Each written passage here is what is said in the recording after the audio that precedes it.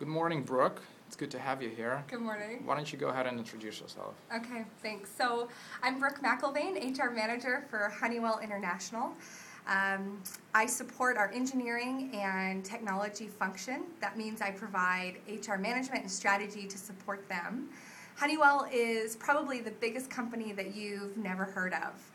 We're not a consumer-based company, and so that means you're not going to see our name or brand in commercials or some of those big name stores. Two of the four industries that we're in, one is jet engines. That's the business I support. We make engines for planes. And then second, we also make those thermostats that you've probably seen on the walls of buildings or homes. My background professionally is that I did my undergraduate degree at BYU. I actually started at what was then Ricks College and then transferred to BYU Provo. I served a mission in the Canada Winnipeg mission, and then I went back to BYU and did my master's degree in public administration with an emphasis in HR management.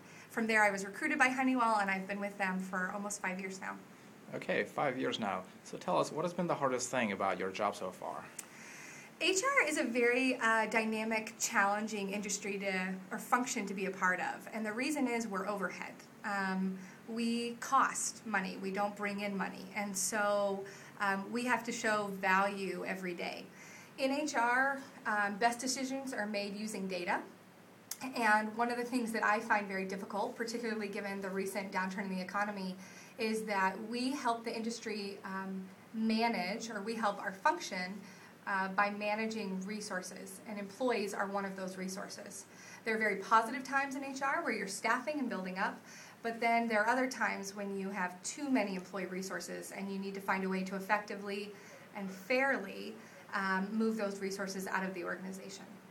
So making decisions about allocating resources has been a challenge and a reward, I guess. So tell us about some of the funnest aspects of your job. So what I love about HR is that you're the jack of all trades. As an HR generalist, I have no one day that is like another. I'm asked to focus on different projects at different times. So we have our performance management season where we are assessing and evaluating an employee's performance throughout the year. We're determining whether or not we need to implement retention plans or talent development plans so we can prepare that individual for future leadership positions. We are also doing succession planning, which means if we have one leader move on, who's going to be the next crop to fill that position and fill that role. I also do compensation projects. I'm involved in staffing and recruiting, as well as organizational design and strategy deployment. So very challenging, very diverse, and I love that about HR. Great. So for somebody who is looking for an opportunity, at Honeywell, how would you say they should present themselves to a recruiter, and what are some things that they should avoid in speaking with a recruiter? Okay, good. So just in general, when we think about recruiting, and I'm guessing for this audience, we're specifically focusing on recruiting from a university. Students should pay attention to four key things, and at least this is what I look for when I go on campus as a recruiter. First is GPA. At the very minimum, we would be willing to accept a 3.0.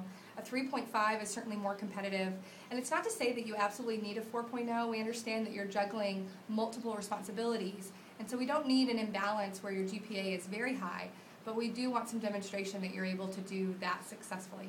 Second, we would look at your related work experience. So an internship in the industry or the field that you want to work in is very important. And the bigger or the better reputation or name recognition, certainly the easier it is for the recruiter to understand the kinds of experience that you've had. Third is leadership experience, whether it's in sports or, say, an industry-related organization, such as SHRM for HR, it would be Society of Human Resource Management, or any kind of leadership experience that you've had that shows you've had to work with people, lead them as a team, deal with difficult situations.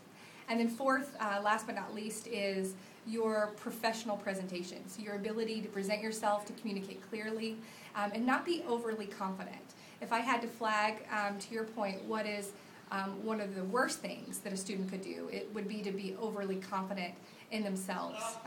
Students certainly have a lot that they bring to the table, but at the very least, without work experience, it's difficult to know how successful you would be at our company.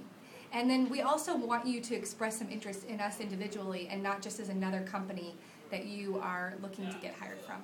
Great. So I hope that's helpful. Great, Brooke. Well, thank you very much. And Thank you you. have a good time. You too.